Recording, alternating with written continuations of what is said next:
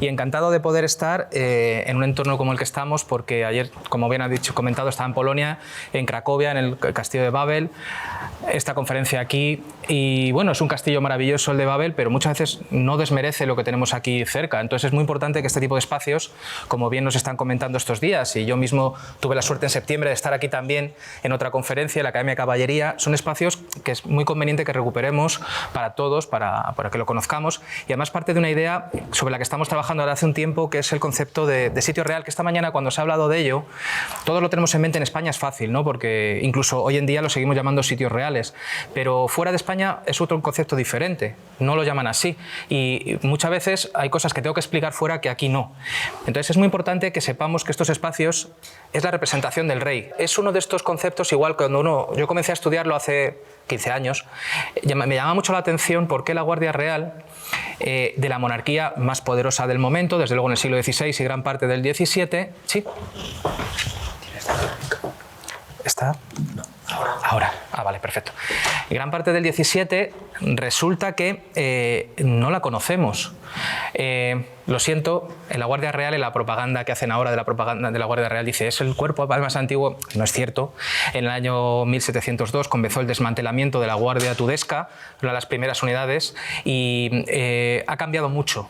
Los beefeaters todos los conocemos, la Guardia Suiza del Vaticano lo conocemos, incluso la Guardia de Napoleón, que no existe, evidentemente, pero sigue en el imaginario colectivo, los pretorianos, que hace muchos siglos que no desaparecieron, pero sin embargo, las guardias de los reyes austrias hispanos apenas se conoce nada sobre ellas. Entonces comencé la investigación y lo primero que me di cuenta es que es muy diferente a lo que hoy en día es la Guardia Real. Hoy en día sabemos que la Guardia Real está incluida dentro del ejército, tiene su cuartel del rey, al lado del Palacio del Pardo, tiene un museo precioso montado que por desgracia sigue sin abrir, se puede visitar, yo llevo a mis alumnos con cierta frecuencia, pero en ese mismo museo solo hay una sala dedicada a la Guardia de los Austrias y el resto está para Borbones y hasta la actualidad. Tiene las Harley Davidson, por ejemplo, que han utilizado la Guardia Real, el carné de Guardia Real del rey Felipe, por ejemplo.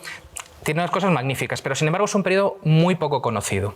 Entonces yo tenía la idea de trabajar sobre la Guardia Real viendo esta imagen que ven aquí en la pantalla. Yo durante 4 años trabajé en el monasterio del Escorial como guía y esas mañanas de sábado, domingo, era joven aquel entonces, a lo mejor incluso un poco de resaca, pues yo pedía siempre ir a patrullar por ahí y me subía a la sala de batallas. Y cuando pasaba por delante de esta imagen, yo trabajé allí antes incluso de que la restauraran, ¿no?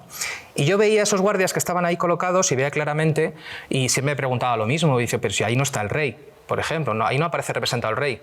Está su tienda, que todos podemos ver, está el escudo de Felipe II se puede ver, y están los archeros, que es el primer cuerpo que está aquí delante, luego hablaré quiénes son, y después están los alabarderos, en la valla hacia afuera, hacia la derecha y hacia la izquierda. Esa es una de las primeras claves de este cuerpo. El cuerpo de guardias, o los guardias de los Austrias, no tengamos en la cabeza que es un cuerpo de guardaespaldas. Lo que uno podía concebir para que no maten al rey, por ejemplo, ¿no? De hecho, yo he trabajado mucho sobre ellas, publiqué en el libro sobre las guardias más de 5.000 biografías de los guardias que hubo entre Carlos I y Carlos II, y en ningún momento leí memoriales de los 5.000 o de los que hubiera, 4.000, 3.000, lo que sea, en ningún momento oí que ninguno decía, o yo, o mi compañero, o mi padre, o mi tío, o mi abuelo, hemos salvado al rey de que le mataran. Le han ido a atacar y hemos salvado con un puñal, con un arco, con lo que fuera. Investigando un poco más descubrí que el último atentado real que hubo, antes del de Mateo Morral en Madrid, fue el intento de asesinar a Fernando el Católico en 1491 en Barcelona, en las escaleras de la catedral. Entonces, realmente, ¿qué sentido tiene una guardia que no guarde? Vamos a decirlo así. Pues bien, es lo que quiero que veamos en esta ponencia, ¿no? En esta cooperación, y qué relación va a tener esa guardia con el patio, en especial en esos 3 aspectos. Ceremonial, que esta mañana el profesor Félix Labrador ha hablado un poco sobre ello, jurisdicción, que es muy importante, y la cuestión de la seguridad. Pero sobre todo quiero que se quite un poco de la cabeza el concepto de Guardia Real actual con el que teníamos en aquel momento. En primer lugar, hemos dicho que hoy en día la Guardia Real pertenece al ejército, es decir, pertenece al Estado. Forma parte de unas instituciones del Estado. Sin embargo, en aquel momento pertenecía al concepto de casa real. En español no distinguimos con la palabra casa lo que es una casa donde estamos, más grande que la mía, evidentemente, porque era el rey, y la casa que acompañaba al pater familias. El pater familias en aquel momento es el soberano. Y su familia, pero claro, su familia es una familia extensa, todo el reino de hecho. Entonces, la Casa Real se organizaba según secciones diferentes. En el caso de la monarquía española, como bien se sabe, la primera y más importante era la capilla. Después la cámara, el espacio más restringido, la casa u oficios, caballerizas, guardas y caza. Guardas, que es como se decía en aquel momento, no guardia, sino guarda, que podemos encontrar, va a cumplir 3 tipos de funciones diferentes dentro de la Casa Real. Uno son todas las personas que ejercían como guardas. Ese es un concepto. El segundo es una necesidad del rey que puede ayudarle. La capilla era la necesidad espiritual del rey y de su familia. La guarda no va a ser solo la protección física del rey, sino que va a abarcar esos 3 aspectos que hemos determinado antes y alguno más, que voy a volver luego. Y al mismo tiempo marca un espacio físico dentro de la casa, palacio del rey, que es el cuerpo de guarda y en muchos casos el patio, como vamos a hablar, zaguán, todo ese tipo de espacios. ¿De acuerdo? ¿Cómo se va a configurar esta...? Quiero primero que sepamos lo que es la guarda y luego afrontar directamente el patio, ¿no? ¿Cómo se va a configurar el modelo con Carlos V? Es muy habitual esa discusión de Carlos I de España, V de Alemania, etc. Bueno, todos somos conscientes ya, yo creo, de que estamos hablando de una monarquía universal. Carlos V aglutina en sus manos gran cantidad de territorios. Entre ellos, él fue emperador, como bien sabemos. Con lo cual, toda esa amalgama de reinos, de territorios que se aglutinan en sus manos, no por conquista, sino por herencia, determinan cómo se va a configurar su familia, cómo se va a configurar esa Casa Real. Entonces, lo que llama mucho la atención cuando uno empieza a estudiar la Casa Real es que hay una yuxtaposición de casas reales, no hay una. Está la de Castilla, está la de Aragón, la de Borgoña, estaba la de Nápoles, estaba la de Sicilia, en los Países Bajos. Es decir, hay muchos territorios que pertenecen. Bueno, pues eso va a influir en cómo va a ser su guardia, ¿no? En un primer momento, todos conocemos los comuneros, la revuelta de los comuneros, va a haber 2 formas antagónicas de ver la monarquía, ver cómo se configura todo eso. O una monarquía, digamos a decirlo así, centralizada, o una monarquía compuesta, en que cada territorio más o menos mantenga sus diferentes instituciones, etcétera, solo el soberano por encima. ¿Qué es lo que se decide? Que la corte de Carlos V es donde van a converger todos estos territorios, ¿no?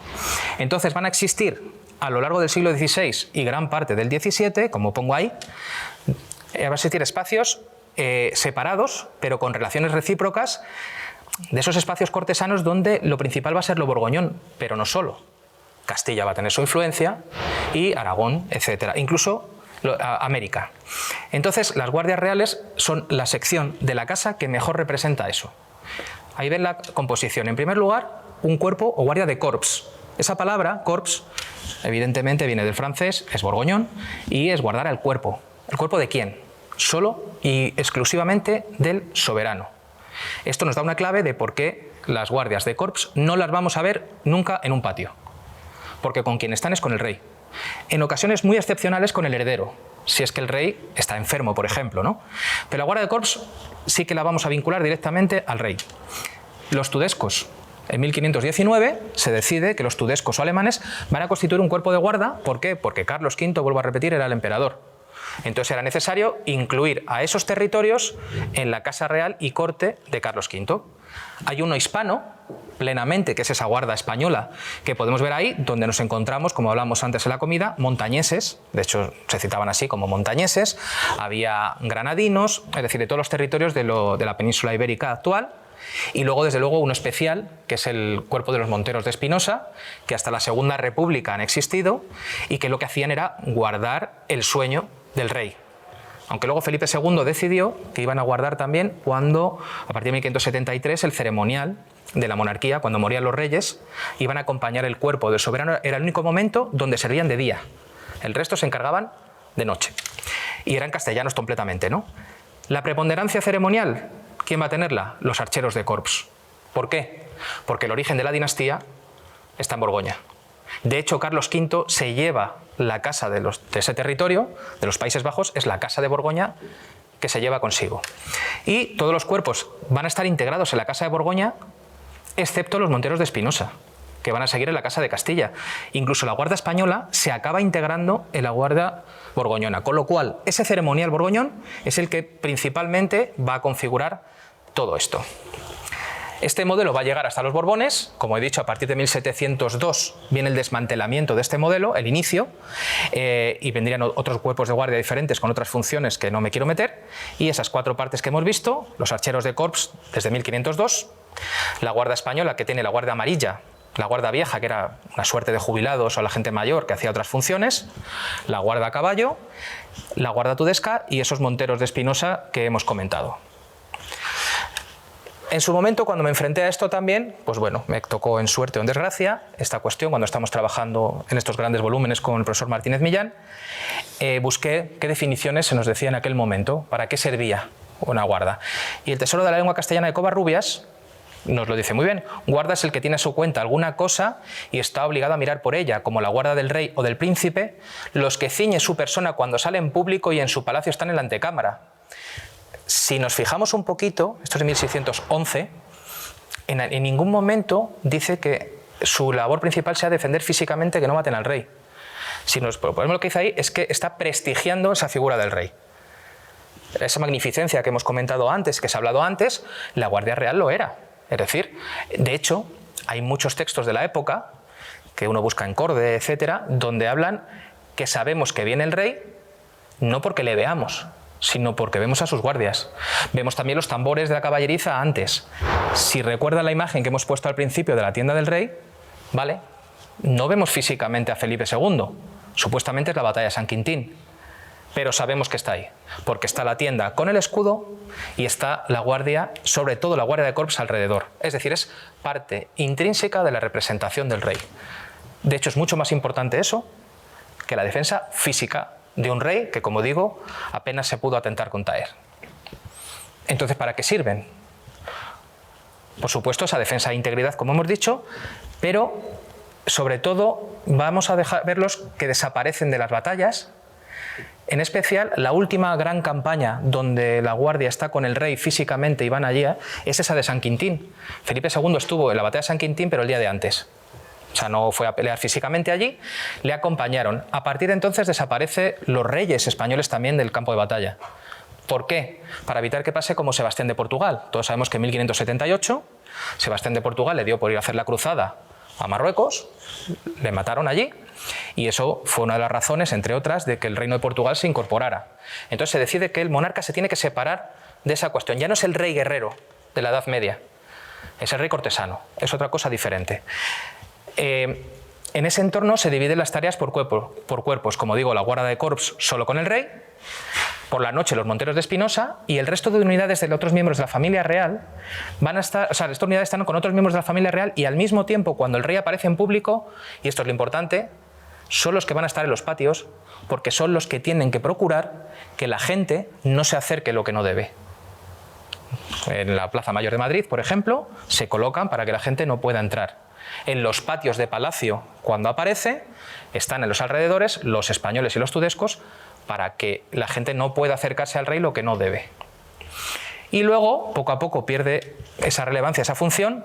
¿Por qué? Porque la capital se coloca en Madrid, cada vez sale menos el monarca fuera de un determinado entorno, se establecen esas jornadas reales que todos conocemos, Aranjuez, El Pardo, etcétera, esa rotación estacional, y entonces estos no hace falta que digamos que le vayan acompañando siempre a estos lugares y ese descenso del número de atentados que hemos dicho. Y entran en función otras dos cosas que ayudan a prestigiar o al revés, o a deteriorar esas guardas. La primera es como espacio integrador de las élites de los diversos territorios de la Casa Real. La Casa Real eminentemente era sobre todo integración de las élites. Y aquí tengo que decir, como digo a mis alumnos, tengo algún alumno todavía con alguna reminiscencia marxista a lo mejor, y me dice, es que siempre estás hablando de la corte y esta gente y los nobles. Y digo, hombre, yo el que limpiaba, los excrementos a los caballos, no le consideraría, ¿no?, como un gran noble, pero a lo mejor era la élite del que limpiaba los caballos. Es mejor limpiarle los caballos al rey que limpiarlo a lo mejor en otro entorno, pero está representado todos los ámbitos de la sociedad. Es una sociedad articulada a través de una especie de cadenas que van desde el monarca, por supuesto, que está en la cúspide, hasta el último pueblo, a través de esos nobles y otra gente. La Guardia Real sirve para eso. Aquí hay flamencos durante 200 años, un territorio básico en la monarquía hispana, ¿no? Entonces, ese carácter plurinacional que hemos visto, con tudescos, con flamencos, con castellanos y con hispanos, vamos a decirlo así, y además la cantidad de gente que las integraba. Entre las 4 unidades nos podemos encontrar cerca de 400, 500 personas sirviendo al monarca como guardas. Y estos sí que solían estar cerca del entorno del rey. Antes comentaba Javier que bueno, a lo mejor no había tanta gente cerca del rey en aquel momento, los guardias sí. En gran parte estaban cerca del rey porque tenían que atender a estas cuestiones. Y desde luego la participación en el ceremonial y la aparición pública del monarca dentro de palacio, con la importancia de los patios que ahora veremos, o fuera. En primer lugar vamos a ver esa función ceremonial. Y me gusta esa frase de 1626 que encontré en el archivo, que es un memorial raro, que las 3 guardias reales se ponen de acuerdo para pedir algo, probablemente lo que hacían era pegarse entre ellas para tener mejor posición, sobre todo la tudesca y la española para tener mejor posición en el ceremonial. Le comentaba a alguien que, por ejemplo, era muy habitual en la Plaza Mayor de Madrid, cuando iba a haber, a partir de 1640, 50, cuando se habían deteriorado, en teoría tenían que procurar que la gente no entrara a la Plaza Mayor para que hubiera corridas de toros, por ejemplo, y lo que hacía era, delante del rey, se pegaban ellos. Porque yo me quiero colocar aquí y tú allí y yo no quiero, y se pegaban. Y mientras la gente entraba en la Plaza Mayor y se metía por dentro de los toros, con el consiguiente riesgo que eso llevaba, ¿no? Pues bien, ¿qué es lo que dice esa frase? Lo que más se representa a los ojos de los yentes y vinientes de las cortes reales es el exterior de las guardas, que según ellas lucen, así miden la grandeza de los reyes. Esa es la clave de por qué las guardas españolas de los Austrias no son tan conocidas.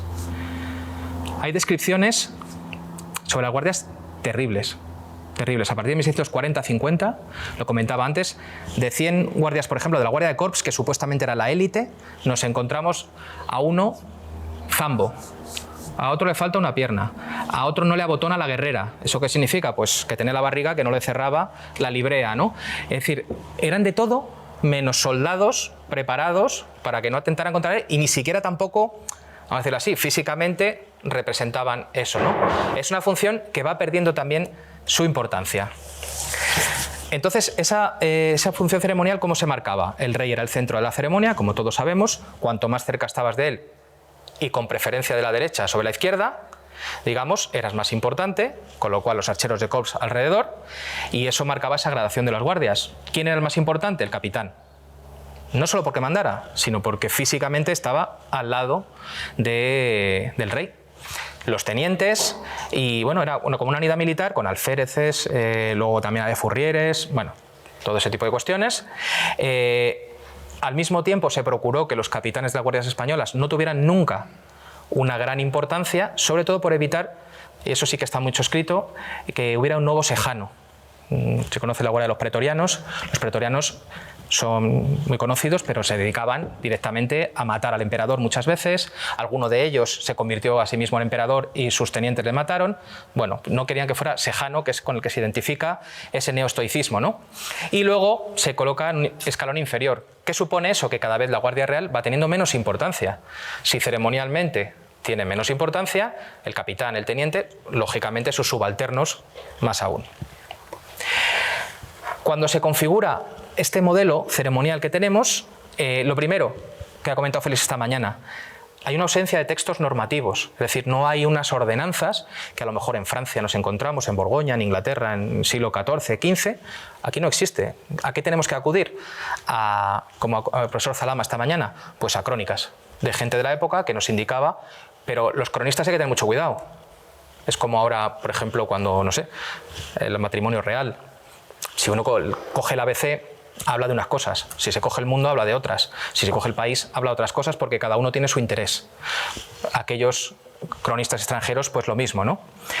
Pero sí que todo el mundo insiste en una cuestión. Hay un momento clave, que es donde se configura todo ese ceremonial de la Guardia, que como ven ahí es el felicísimo viaje.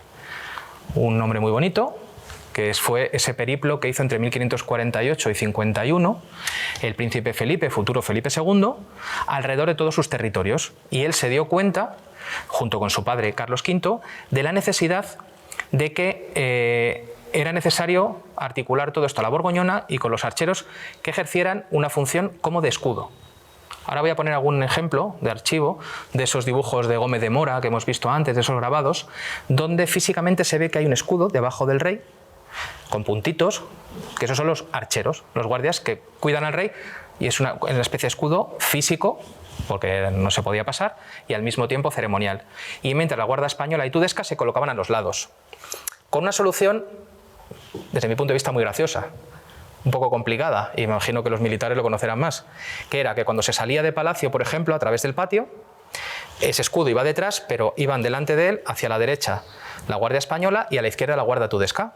Como la derecha era preeminente sobre la izquierda, lo que hacían era, al final, se daban la vuelta, los tudescos y los españoles, y ese escudo donde estaba el rey se tenía que ir hasta el final, darse la vuelta para que cuando volvieran, a la derecha estuviera la tudesca y a la izquierda la española. Hasta ese punto llegaba la complejidad. Sabemos que logísticamente es mucho más sencillo hacer otra cuestión, ¿no? De otra manera. Entonces, siempre esos archeros van a ocupar este espacio, ¿no? La Guardia de Corps se refuerza, como ven ahí, dentro de palacio y fuera de palacio, en todas las ceremonias, pero eso hace que va a estar fuera de los patios. Ahora ya hemos aterrizado ya en lo que hoy nos ocupa. Era necesaria toda esa introducción para que supiéramos por qué los patios van a estar vinculados a los alabarderos. Aquí quiero decir, que creo que no lo comentaba antes, los archeros de corps se llaman así por el arma que llevan. El arma que llevan es un archa, no un arco, que a veces puede parecer como arquero, no, archero. El archero es una arma que viene de Borgoña, el archa, hay una en el Palacio Real de Madrid muy bonita, que es una especie como de cuchillo grande con su palo de trabajo. Ese arma solo la llevaban los archeros de corps. Los tudescos y los españoles llevaban alabardas, esos alabarderos. Entonces, los alabarderos son los que se van a vincular al patio, son los que van a gestionar la circulación por el patio. Los archeros casi nos podemos olvidar. Hay un par de ejemplos de ese patio de palacio como espacio público. Aquí sí que quiero hacer un inciso, uniéndolo al principio de la conferencia. Yo no estoy pensando solo en el Alcázar de Madrid. Cuando estoy hablando de palacio, estoy hablando de todos y cada uno de los sitios reales que componían la monarquía hispana cuando el rey estaba, incluso cuando estaba aquí. ¿De acuerdo? Incluso cuando estuvo en la Alhambra, que forma parte también de eso. El Alcázar de Sevilla, hemos visto el Alcázar de Segovia, el Alcázar de Toledo. ¿De acuerdo? Todos eran espacios vinculados al rey. Todos tenían el mismo ceremonial. El Pardo, Aranjuez, todos los que conocemos. Bien, Cabrera de Córdoba, que es uno de esos grandes cronistas que conocemos en la década de 1570, nos indica cómo ese patio de palacio era un espacio público dentro del palacio, pero al mismo tiempo sí que era una parte pública. Bueno, teniendo ya la reina mejoría, continuaron las fiestas que cesaron por su enfermedad y el conde de Benavente y don Luis Méndez de Haro mantuvieron un torneo en el patio de palacio. Es decir, había una ceremonia, un torneo, no eran los torneos medievales evidentemente, era otro tipo de torneo, pero participaba. ¿Qué decían esas etiquetas generales de palacio que hemos oído esta mañana? El soldado que tuviere palabras feas con otro compañero dentro de palacio, en el patio o plaza, ¿qué soldados había dentro de palacio? La guardia. O pusiere mano a la espada, aunque no la saque, será despedido y perderá sus pagos y librea, y se entregará a la justicia ordinaria para que le castigue según derecho. Esta última parte, lo de la justicia ordinaria, vamos a tenerlo en mente porque la cuestión jurisdiccional es fundamental. Muchos guardas querían ser miembros de la guarda porque querían tener una jurisdicción especial y diferente al resto. No tanto porque quiero servir al rey y quiero cuidarle y tal. No. Lo que quiero es tener un foro especial para yo hacer mis fechorías fuera. Y muchos de ellos las hacían. De hecho, hay un estudio que Fernando Velasco Medina, el 45% de las tabernas que había en Madrid en 1650 pertenecían a guardias. Todos los días había palos allí. Todos los días había juego, borracheras, bebida, etc. Por lo tanto, los archeros de corps van a estar dentro de palacio, en el espacio privado, la cámara. El patio va a corresponder en la gestión del movimiento a los alabarderos. Muchos patios, como este que tenemos aquí, están vinculados al zaguán de entrada. Pues bien, ese es el espacio que ellos van a ocupar y luego hablaremos de esos porteros de cadena y esa relación con los porteros de cámara, etc. Con lo cual, la Guardia Amarilla y la Guardia Tudesca se van a encargar de gestionar la seguridad y el ceremonial de esos patios. Por ejemplo, aquí tengo una definición de esto. No es en Castilla, sino que es en Bruselas, de 1598, la ordenanza de la reforma de los archeros, cuando Alberto, el archiduque Alberto, e Isabel Clara Eugenia, la hija de Felipe II, se convierten en soberanos. ¿Qué es lo que dice? Que ningún archero, siendo de guarda, salga de la sala grande, es decir, el inicio de la cámara, o del primer corredor, ni vaxe a los patios de Abaxo, ni en otra parte sin licencia de su superior, so pena de caer en la misma falta que si faltase a su guarda. Es decir, una falta severa. Como que no ha hecho la guarda, es que baje al patio directamente, que se le vea en el patio físicamente. Está fuera porque está vinculado al rey, vuelvo a repetir, y el rey está en su entorno separado o privado, no en el público, que es el patio. Únicamente sí que aparecían en los patios, como es lógico, si me quiero trasladar de aquí a allí, tendré que ir por el patio.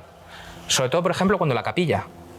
Cuando iba el rey desde su alcoba a la capilla, cuando se trasladaba, según el ceremonial borgoñón, había un recorrido específico en el Alcázar de Madrid y en otros lugares, atravesando diversos apartamentos y recorriendo las galerías siempre superiores del patio, pues como aquí, para que abajo, toda esa gente que estaba con las tiendas, toda esa gente que hemos hablado esta mañana que había mucho movimiento, pues no le vieran circular por ahí.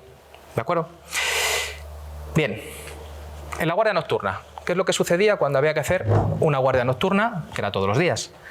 Aquí he utilizado el texto que hay en las ordenanzas de la Guardia Española de 1561. Si se fijan, es el mismo año que se pone la capital en Madrid. Lógicamente, pensándolo en homogeneizar. Tal cual se hace en 1561, se copia y se pega en 1651. Que cuando se hace la guardia por escuadras en palacio, todos estén en palacio hasta cerrar las puertas. Y para cerrarlas, toda la guardia y la de las otras naciones tomen sus armas en la mano y se pongan en el patio o zaguán de palacio en cuerpo de guarda, y 2 o 3 de cada guardia, o los caporales, que es los cabos, o sargento, con ellos con el hacha. Con el hacha es una antorcha para poder hacerlo.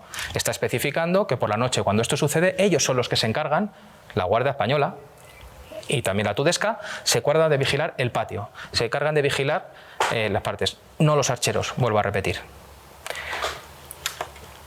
¿Qué sucede cuando salimos de este entorno? Y vamos a espacios que también tienen patios. Ya sé que no estamos hablando de claustros, que es otra cuestión diferente, pero es verdad que en muchos casos funciona como tal.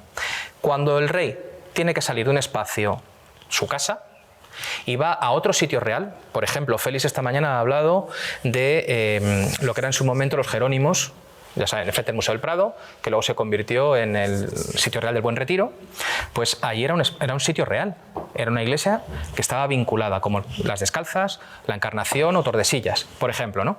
Pues bien, Diego de Soto y Aguilar nos habla, por ejemplo, del entierro del príncipe Baltasar Carlos en 1646, que, como saben, falleció en Zaragoza y hubo que trasladarle. Como en todos los actos públicos, asisten los soldados de la guardia para evitar disgustos, y habiendo mandado se evistasen todos los que se ocasionasen, estando un soldado en el patio, se atravesó un criado del embajador de Alemania y le dio el soldado con las armas. Es decir, que se tenían que encargar, incluso fuera del entorno de palacio, de controlar esos patios para que no pasara como aquí. Un criado del embajador de Alemania, y de hecho acabaron acuchilladas, hubo muertos, etc. Fue un caso bastante sonado. ¿Qué es lo que pasa con ellos en patios o claustros? Por ejemplo, esta es una imagen que no es de Gómez de Mora, es de unos años antes, de 1646, cuando se está configurando ese espacio que estamos hablando, ¿no? Esa fijación ceremonial. Este en concreto, ven ahí que es la etiqueta de la Guardia Española y Alemana en la iglesia de Santiago y conventos de la Merced y la Victoria, fuera del entorno del palacio. Esto ya no son sitios reales, por ejemplo, ¿no? Bueno, pues ahí especifica claramente a la derecha, con una letrita muy pequeña, pero vamos, que se ve muy bien en esas pantallas, dónde tienen que colocarse. La idea es siempre la misma. Los archeros en torno al monarca, y el control de la puerta, de los patios, de los claustros, siempre va a corresponder a la guardia tudesca y española. Si el acto es muy importante, esas guardias se quedan fuera de la iglesia, no van a entrar dentro, se quedan en la puerta, controlando, y eso para que la gente de fuera sí que pueda ver al monarca, más o menos entre la multitud, pero que no pueda acceder a esos espacios para esos ceremoniales dinásticos tan importantes. Esta unión entre planos que ven ahí, que es el espacio, y textos, esta codificación del entorno cortesano es de esos años, justo después del conde duque de Olivares. A partir de 1646-47 se empieza a hacer y coincide en todos igual. Esto que va a provocar enfrentamientos constantes, porque cuando queda por escrito todo esto, porque antes es consuetudinario, es decir, por la tradición, pero cuando queda por escrito con dibujos, etcétera, bueno, pues hay que procurar estar cerca, ¿de acuerdo? Entonces, esta fijación jurisdiccional queda clara. Los archeros nos los quitamos de en medio, digamos, en relación al patio, y son los alabarderos los que van a estar vinculados a eso.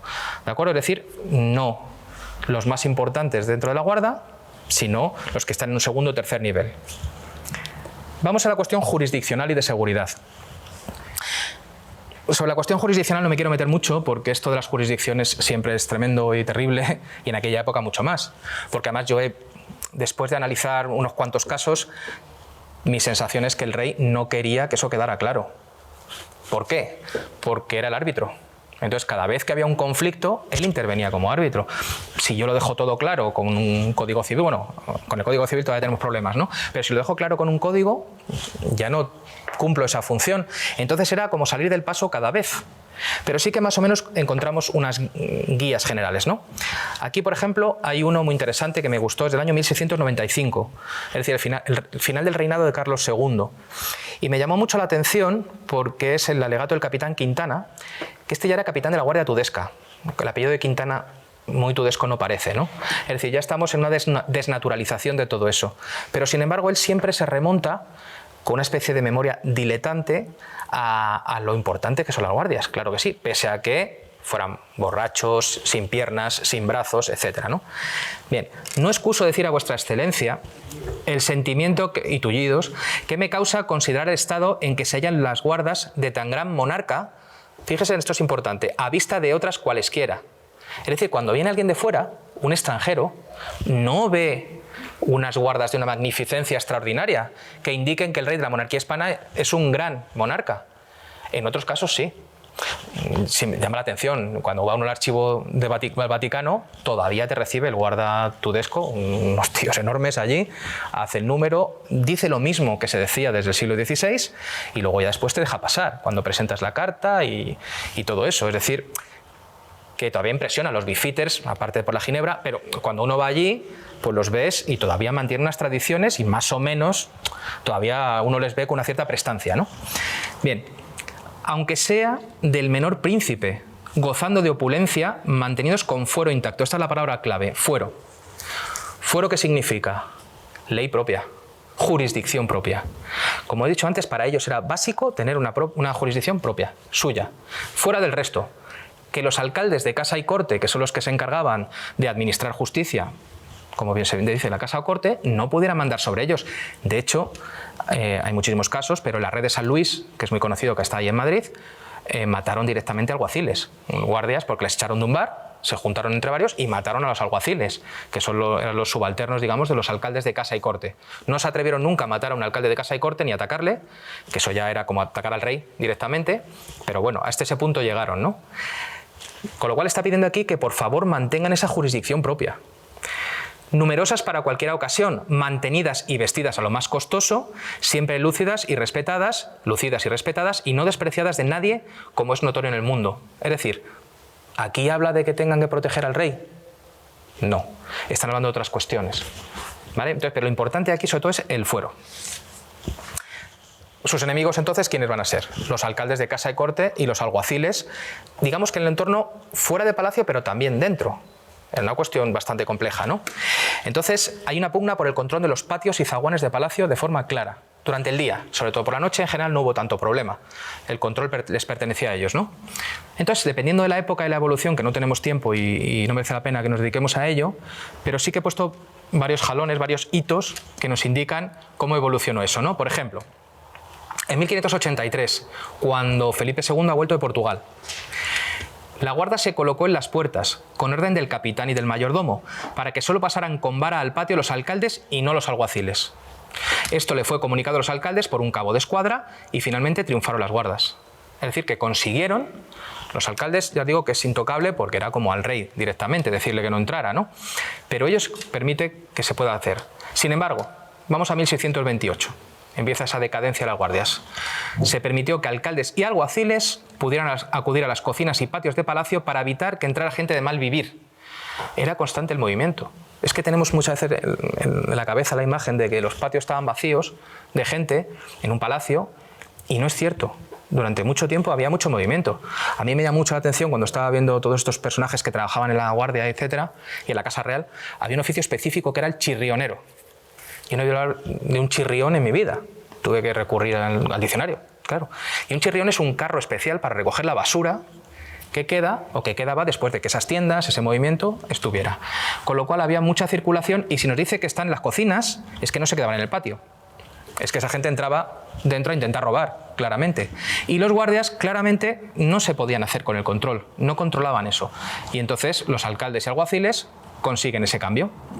Y en 1637, como pone ahí, habiéndose entendido que los soldados de la guardia estorban a los alcaldes de corte, el estar en palacio, los zaguanes y patios a rondar y ver lo que en ellos pasa y los correros andando muchas veces en estas partes mujeres en cuerpo y con trajes deshonestos, ya estamos hablando de otra cuestión, ¿vale? Se ha acordado de ordenar al bureo, que era la oficina que mandaba la Casa Real, que hoy en todo el día me consulte qué fundamento y órdenes han tenido los soldados para oponerse a esto.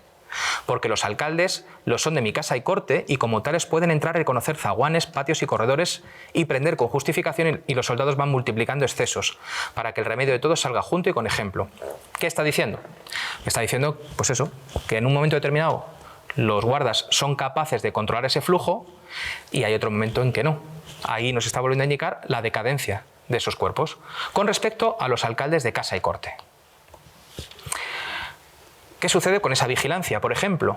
Pues que lo mismo, hay momentos de gran relevancia y a partir del siglo XVII entra una decadencia.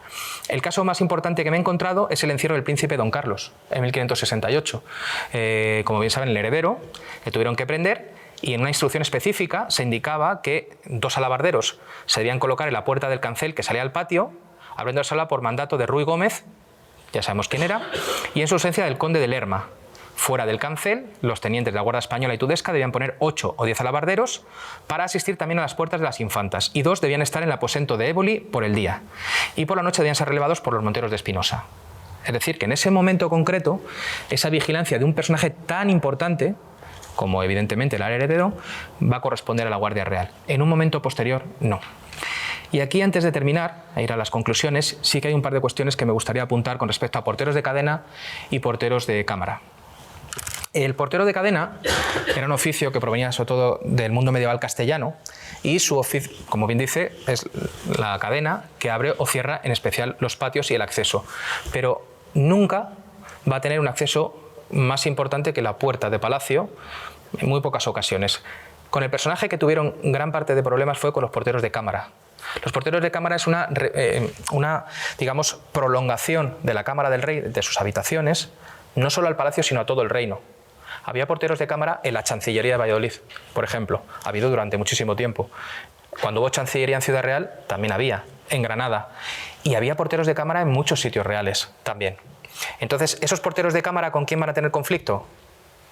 Con los archeros de corps, vinculados a la cámara. ¿Los porteros de cadena con quién tendrían conflictos? Con los alabarderos. Y desde luego una de las conclusiones que yo saco es esa indefinición a partir del siglo XVII de la Guardia Real con respecto al espacio, fomentada por el rey y al mismo tiempo vinculada a su propia decadencia, ¿no? Pues bien, para ir terminando, como hemos indicado, vinculación del patio a esos alabarderos, relevancia de las guardas respecto al patio en cuestiones de ceremonial, jurisdicción y seguridad, y la importancia de las guardias con respecto a los patios, también en función a la evolución de la propia Casa Real. Es decir, que en el siglo XVI van a tener una gran relevancia, una gran prestancia, pero en el siglo XVII no. De hecho, todo lo contrario. La imagen que van a transmitir es una imagen mala. De hecho, seguramente, y tengo muchos testimonios recogidos, muchas de las mujeres deshonestas las traían ellos. Ellos son las que las metían. ¿De acuerdo? Y para terminar, pues frase que también me gusta, Diego de Soto de Aguilar, que es el gran cronista de la Guardia Española, en 1663, publica, bueno, creo que no está publicado, es un manuscrito de la Biblioteca Nacional, hablando de lo importantes que son. Es curioso, esta memoria diletante siempre habla de lo importantes que son cuando ya no lo son, ¿vale? Intentar recuperar un prestigio anterior. Después de esto ha habido grandes y diversas pláticas sobre las guardas que si se hubiera hecho lo que se ha tratado hubiera sido muy bueno porque se hubieran puesto en su primer ser. Es decir, siempre están hablando de época de Carlos V, de la importancia que tuvieron en esas cuestiones, pero que ya poco a poco fueron perdiendo. Muchas gracias.